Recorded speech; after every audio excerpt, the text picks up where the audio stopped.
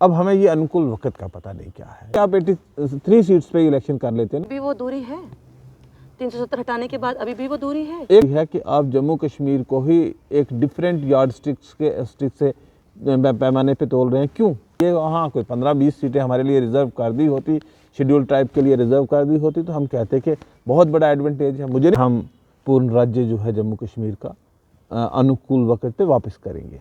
अब हमें ये अनुकूल वक्त का पता नहीं क्या है, किसको एसटी मिलेगा और किसको एसटी नहीं मिलेगा। ये बहुत कॉम्प्लिकेटेड और बहुत सेंसिटिव मैटर है, इस पे कमेंट करना भी बहुत मुश्किल। आपने इसको रेस्ट ऑफ द कंट्री के एट पार लाया है रीति, तो मैं यही पूछना चाहूँगा कि आप वहाँ इलेक्शन डेफर नहीं करते, वहाँ इलेक्शन कंडक्ट करते हैं, यहाँ आप इलेक्शन कंडक्ट नहीं करते हैं।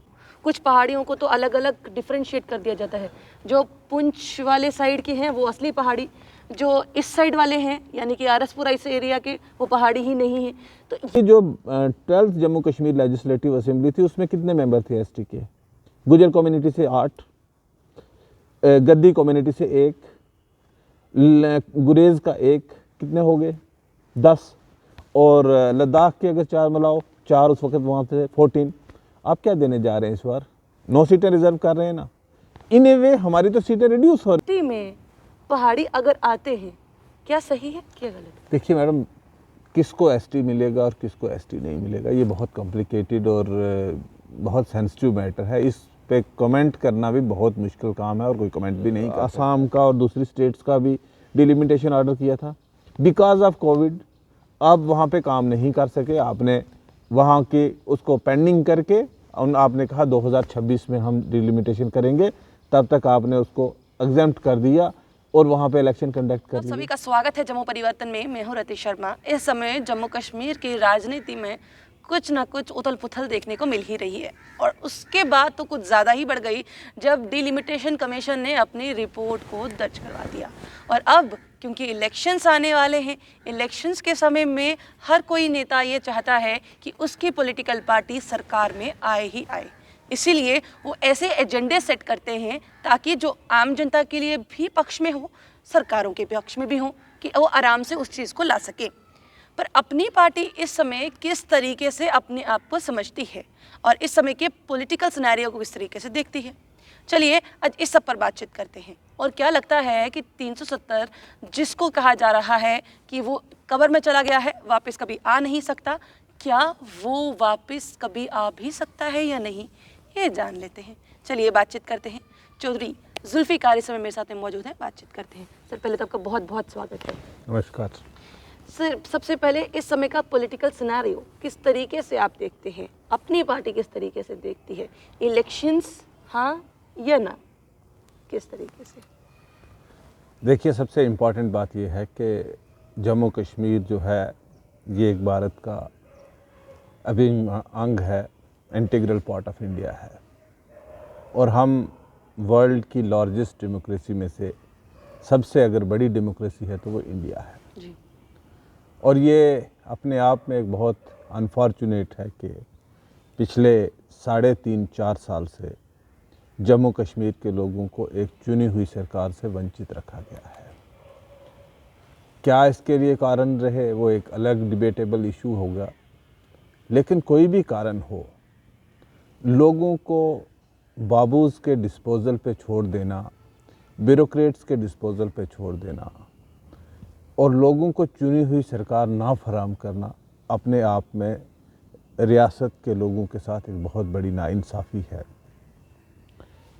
जब हमने अपनी पार्टी जब बनाई उस वक़्त भी हमारा यही स्टैंड था कि यहाँ पे लोगों की वॉइस नहीं है, लोगों को बहुत सारे ख़दशात हैं, बहुत सारे लोगों को जो है एप्रीहेंशंस हैं, डिफरेंट किस्म की एप्रीहेंशंस हैं।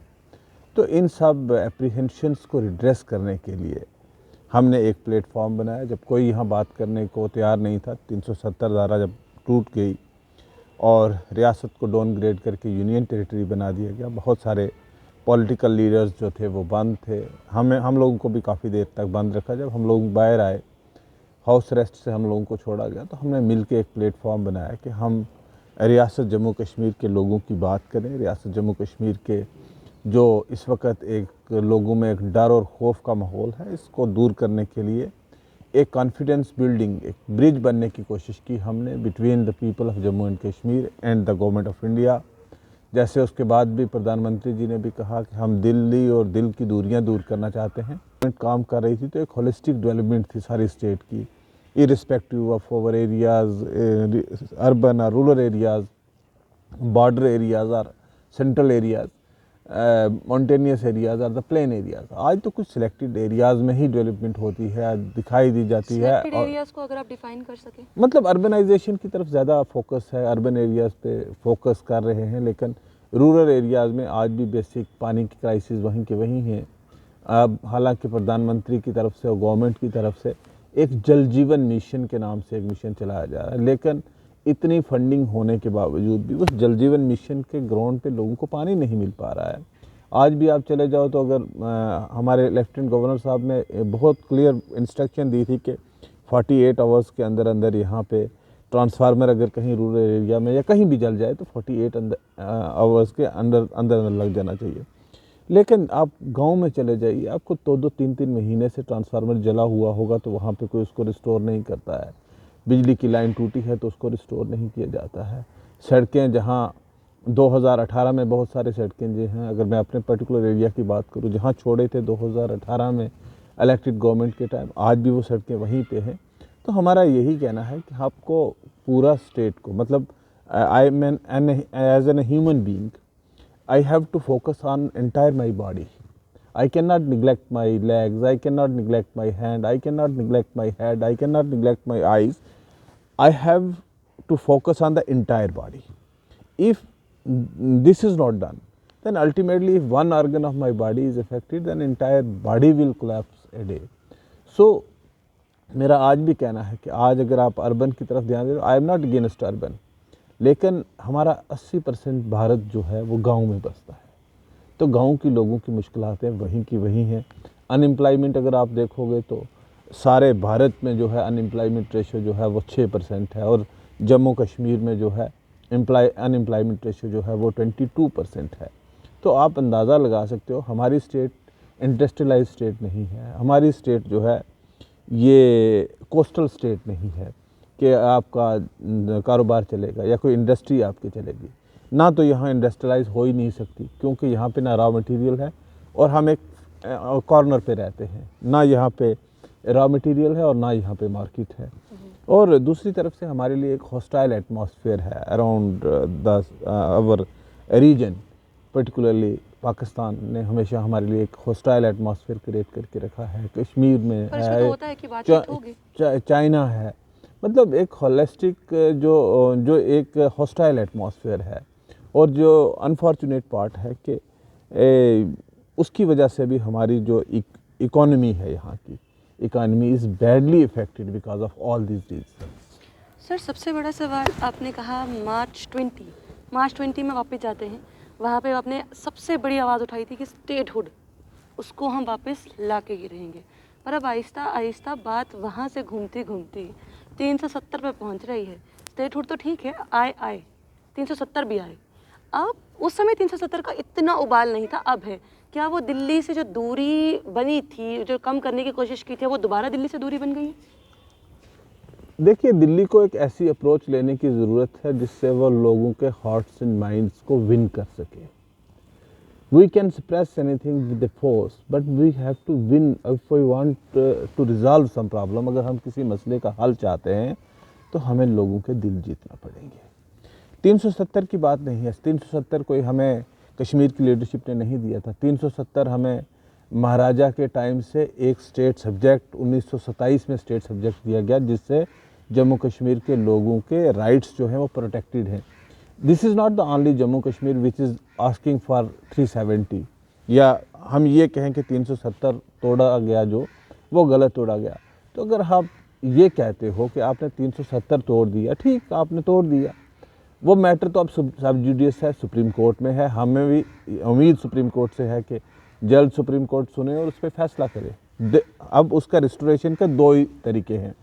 एक तो आपको हिंदुस्तान के जो जुडिशल प्रणाली है, जुडिशल सिस्टम है, आपको या तो उस पर ट्रस्ट करना है और उसके फैसले का इंतज़ार करना है, या एक पॉलिटिकल विल की ज़रूरत है। और जिस सरकार ने वो तोड़ा होगा या जिस पार्टी ने तोड़ा होगा, हमें नहीं लगता कि वो उसको पॉलिटिकल वे से उसको वापस देंगे। वी हैव वो तो कहते हैं कि हमने कब्र में दफन कर दिया। We have only option left with us is, कोई चीज़ कब्र में दफन नहीं होती, जैसे पॉलिटिक्स है। तो अब रविंद्र जब रैना विजय कहते हैं, रविंद्र रैना यूटी अध्यक्ष साहब, हैं। देखिए रविंद्र रैना साहब क्या कहते हैं, मुझे उनकी ज़ात से कुछ कहना नहीं है।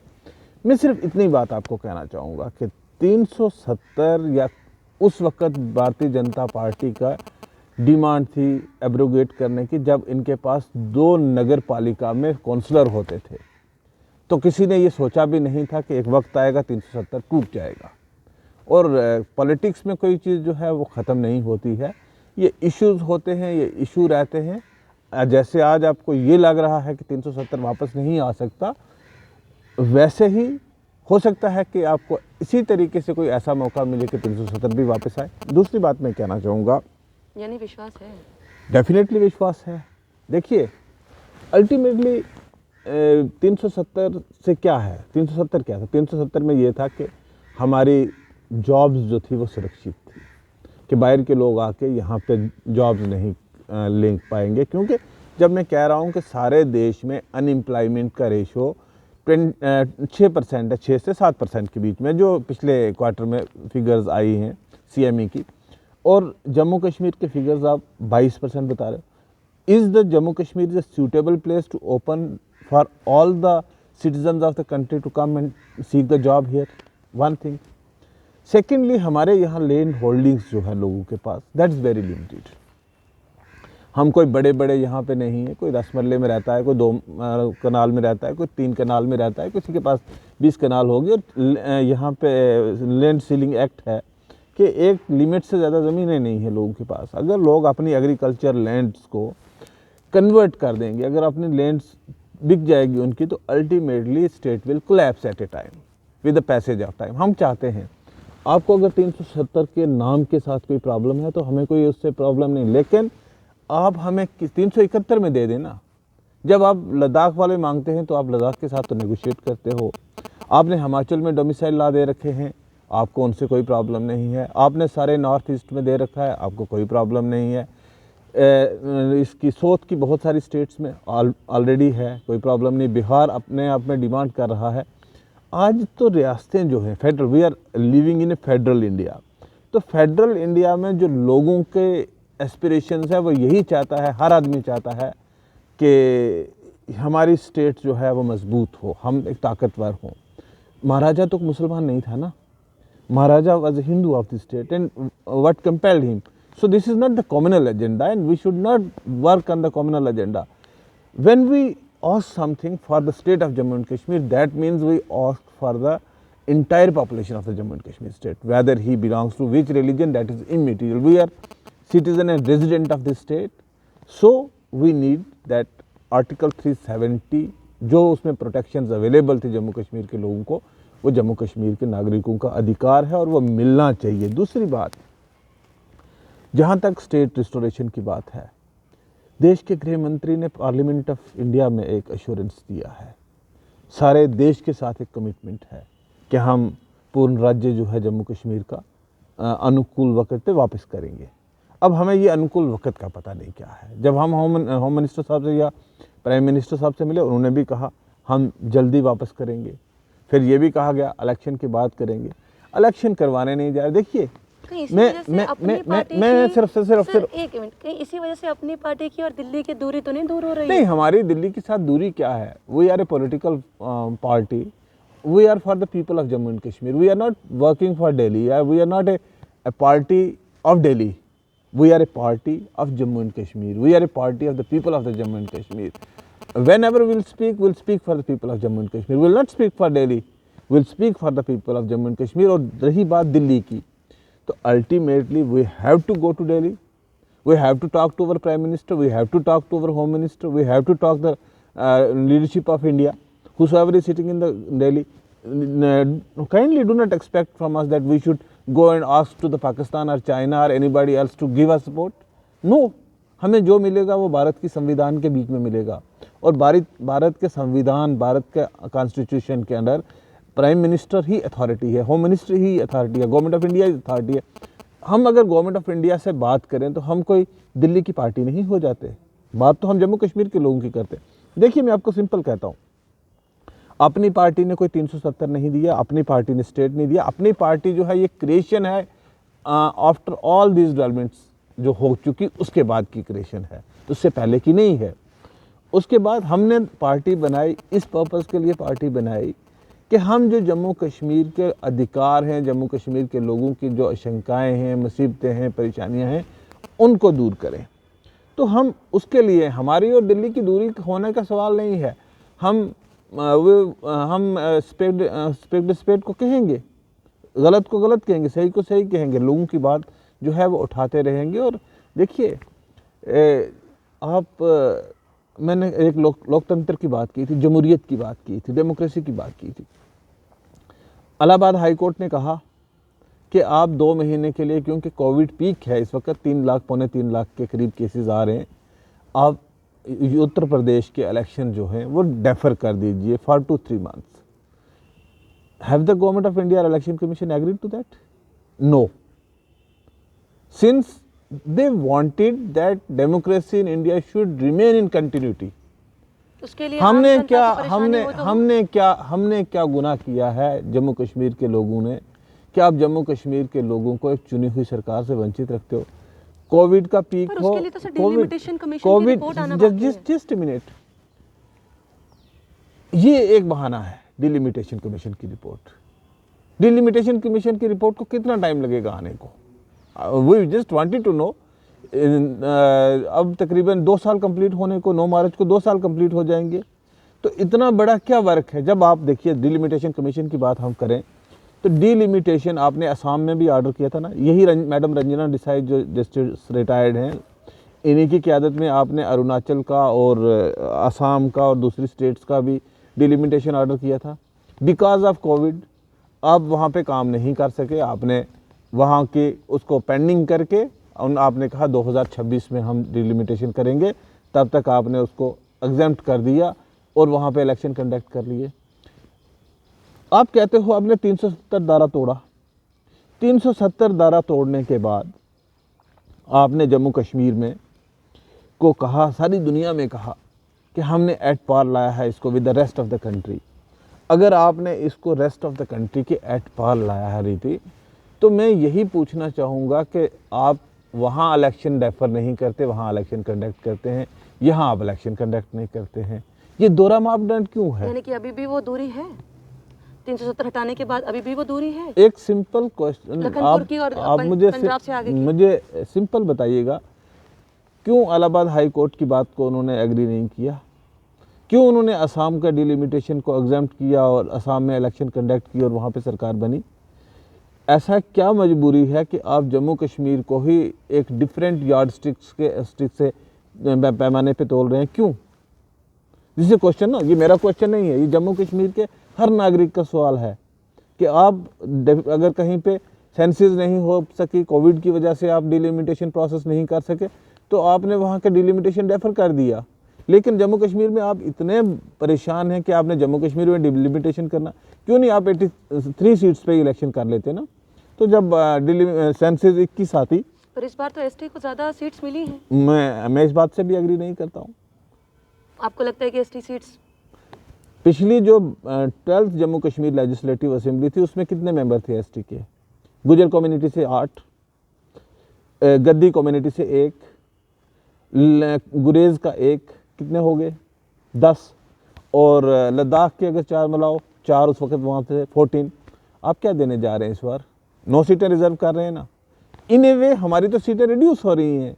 हम तो कंटेस्ट करके भी 9, 10, 12 MLAs तो असेंबली में पहले भी आते थे, और इससे कोई हमें आप ये वहाँ कोई 15-20 सीटें हमारे लिए रिजर्व कर दी होती, शेड्यूल ट्राइब के लिए रिजर्व कर दी होती, तो हम कहते कि बहुत बड़ा एडवांटेज है। मुझे नहीं लगता कि इसमें कोई बड़ा एडवांटेज है, बिल्कुल भी नहीं लगता। और सबसे बड़ी बात तो ये है कि जम्मू के लिए भी तो सीट्स बढ़ाई हैं। देखिए जम्मू की सीट्स 1 नहीं, 2 नहीं, 3 नहीं, बल्कि 6 सीट्स। कश्मीर की सिर्फ 1। जम्मू के लोग संतुष्ट हैं इससे? नहीं। पर कहीं ना कहीं उनको लगा कि हमारे साथ तो एटलीस्ट न्याय तो किया गया, सीट्स तो बढ़ी। I don't agree with you. आज भी मोनोपोली कहाँ की है? आज भी नंबर ऑफ सीट्स कश्मीर की ज़्यादा है। अब मुझे सिंपल इतना बताइए, जम्मू के लोगों का ये कहना है कि 2011 की सेंसस जो है वो फर्स्ट सेंसस है, we don't believe in the census of 2011। ये जम्मू के लोगों का कहना है ना। आपने भी सुना होगा जम्मू के जो बड़े बड़े नेता हैं, चाहे वो किसी भी पॉलिटिकल पार्टी के हैं, यही कहते रहे ना कि जम्मू के साथ अन्याय है। जम्मू जो 2011 की सेंसस हुई है, इस सेंसस के अकॉर्डिंगली ये हमें एक्सेप्टेबल नहीं है। तो अगर हमें वो सेंसस एक्सेप्टेबल नहीं है तो हमें ये सेंसस जो 2011 की सेंसस के अकॉर्डिंगली हम क्यों डिलिमिटेशन करवा रहे हैं? Why we should not wait till the new census report come, फिर पता लगेगा सही सेंसस क्या है और सही फिगर्स कहाँ है। देखिए, the basic criteria for creation of any assembly but seat. आपने कहा कि अगर पुरानी वाली सेंसस के अकॉर्डिंगली है, फिर डिलिमिटेशन करवाने की जरूरत क्या है? फिर जम्मू कश्मीर की जनता तो यही बोलती कि हमारे साथ तो न्याय हुआ ही नहीं, सीट्स तो फिर कश्मीर की ज़्यादा हैं, फिर कश्मीर को फ़ायदा होगा, जम्मू को तो फिर फ़ायदा नहीं होगा। अगर चाहे इस साइड से देखें, आपके अनुसार इस साइड से देखें, नुकसान तो जम्मू का ही है। Why we are dividing Jammu and Kashmir? Don't you think Jammu and Kashmir is a one state? Jammu and Kashmir is a one unit. Why we should take? मतलब आप क्या समझते यहाँ हैं? के लोग बोलते हैं नहीं, देखिए लोगों टूरिज्म का की सेक्टर से अगर देखें तो कश्मीर को ज़्यादा पैसा, यहाँ पर अगर बजट देखें तो कश्मीर को ज़्यादा पैसा। कभी अगर कोई कॉलेज, कोई स्टेडियम्स आते हैं, कश्मीर के पास चले जाते हैं, जम्मू फिर रह जाता है। ये तो जम्मू के लोग, कि आप कहीं भी चले जाइए, जम्मू का लोग बोलता हुआ नजर आएगा। मैडम, अगर आपको सही जम्मू देखना है तो आप रजौरी पुंछ में चले जाइए। अगर आपको सही जम्मू देखना है तो आप चनाब वैली में चले जाइए। आप उधमपुर के रिमोट एरिया, रामनगर और उस लाठी वगैरह के एरिया में जाइए, पंचैरी के इलाके में चले जाइए, रियासी के गुलगुलाबगढ़ एरिया में चले जाइए। मेरा तो सिर्फ ये कहना है शुरू से कि हमको जम्मू लखनपुर से लेके अखनूर के पुल तक नहीं देखना है। Jammu is beyond this, Jammu is up to Haveli Poonch. अब मुझे बताइए, IIT आया जम्मू में, श्रीनगर में, IIM आया यहाँ वहाँ भी, सेंट्रल यूनिवर्सिटी आया यहाँ भी वहाँ भी। अब मुझे बताइए कि जितने भी चार यहाँ पे IIM, IIT, central university, AIIMS, चार मेजर चीज़ें आई हमारे टाइम में आई, जो पिछली गवर्नमेंट थी उसके टाइम में ये चीज़ें यहाँ आई। हमने उस वक्त भी कहा कि हम जम्मू कश्मीर की एक होलिस्टिक जम्मू रीजन की अगर बात करें, अगर आप डिस्पैरिटी की बात करते हो ना मैम, तो डिस्पैरिटी सब रीजनल लेवल पे है, रीजनल लेवल पे डिस्पैरिटी नहीं है। अब RTI से फिगर्स ले लीजिए, जम्मू में कितना पैसा खर्च हुआ और कश्मीर में कितना फर्क हुआ है। कश्मीर के भी रिमोट एरियाज़ बहुत निगलेक्टेड हैं और जम्मू के भी जो बाहर के एरियाज़ हैं वो निगलेक्टेड हैं। हमने ये उस वक्त भी कहा था कि आपको एक holistic complete development of the state होनी चाहिए। आपका मध्य प्रदेश स्टेट है, मध्य प्रदेश के 4 सब रीजन्स हैं। अगर वहाँ एक चीज़ इस साल आती है तो वो एक रीजन में जाती है, दूसरी आती है तो दूसरे रीजन में जाती है, तीसरी आती है तीसरे रीजन में आती है। जम्मू की आपके पास 4 चीज़ें, हमने कहा एक आप रजौरी में बनाइए, एक डोडा में बनाइए, एक उधमपुर में बनाइए, एक कठुआ में बनाइए, so that there should be holistic development of the entire Jammu province. Whatsoever they are doing, they are not doing holistic development of the Jammu and Kashmir in total. And इसके लिए गलती किसकी मानी जाए? क्योंकि लाने वाला कौन है? मंत्री। मंत्री अगर बोलें कि कठुआ को दे दो एम्स, सेंट्रल यूनिवर्सिटी सांबा को दे दो, या एम्स जम्मू को दे दो, या कुछ ऐसा, ये तो मंत्री ला रहे हैं ना, आम जनता तो लाएगी नहीं। देखिए, मैं आपको एक बात कहना चाहता हूँ कि सरकार किसी की भी रही हो, उन्होंने अगर डिस्पैरिटी की है तो मैं ये कहता हूँ, बिलीव करता हूँ, मेरा मानना यही है कि सब रीजनल लेवल पे डिस्पैरिटी हुई है। अब उन चीज़ों पे जाना और कहना इसका कसूर है, उसका कसूर है, उससे हासिल कुछ नहीं होने वाला।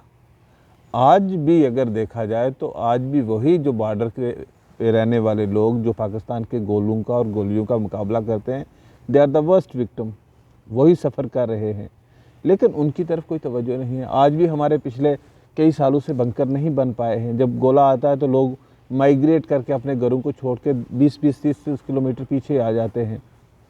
फॉर्चुनेटली पिछले 1 साल से जो सीज़ फायर हुआ है बॉर्डर पे, तो उससे कुछ थोड़ी सी राहत मिली है। जब भी हिंदुस्तान और पाकिस्तान के एक हॉस्टाइल एटमॉस्फेयर होता है तो उसका सफ़रर जो है यहाँ की जनता ही होती है। तो मैं ये नहीं कहूँगा, अब मैं ये कहूँगा पिछली बार भाजपा और PDP की सरकार थी और उसमें ये गलतियाँ हुई, उससे पहले नेशनल कॉन्फ्रेंस और कांग्रेस की सरकार थी, उसमें गलतियाँ हुई हैं, सरकारों में गलतियाँ हुई हैं, लेकिन किसी ने भी उस अप्रोच को, holistic development of Jammu and Kashmir की अप्रोच को लेकर नहीं चल पाई। ट्राइबल मिनिस्टर आप रहे हैं, ट्राइबल के अच्छे दिन कब आएंगे? क्योंकि अच्छे दिन ही हमारा आजकल का मेन टैगलाइन है, तो ये अच्छे दिन आपको क्या लगता है कब तक आ सकते हैं? देखिए, मुझे बेसिकली जो है दो चीज़ें हैं, आपके करने में और कहने में फ़र्क नहीं होना चाहिए। दो चीज़ें बहुत अच्छी आई और जिसको बड़े बैंड बाजा से और शोर मचाया गया, हमने ट्राइबल्स के लिए ये कर दिया। दो, एक चीज़ जो रिजर्वेशन की आप बात कर रहे हैं, अब उससे कितना बेनिफिट होगा नहीं होगा, but that was the basically demand of the people, not only demand, that was the right of the people under constitution. Whosoever is a scheduled tribe, he is entitled for some seats in the assembly. As far as, and another thing is, जो forest right act लागू किया गया, agreed सारे मुल्क में, देश में 2006 से लागू था, यहाँ इस बार लागू हुआ, लेकिन जहाँ तक तल्लक है उसकी प्रॉपर इम्प्लीमेंटेशन की, वो तो परकुलेट ग्राउंड तक नहीं हो रही। आज भी ट्राइबल उसी तरीके से सफ़र कर रहा है, आज भी उस ट्राइबल का 2 मरले का घर तोड़ा जा रहा है, आज भी उस ट्राइबल को बेदखल किया जा रहा है।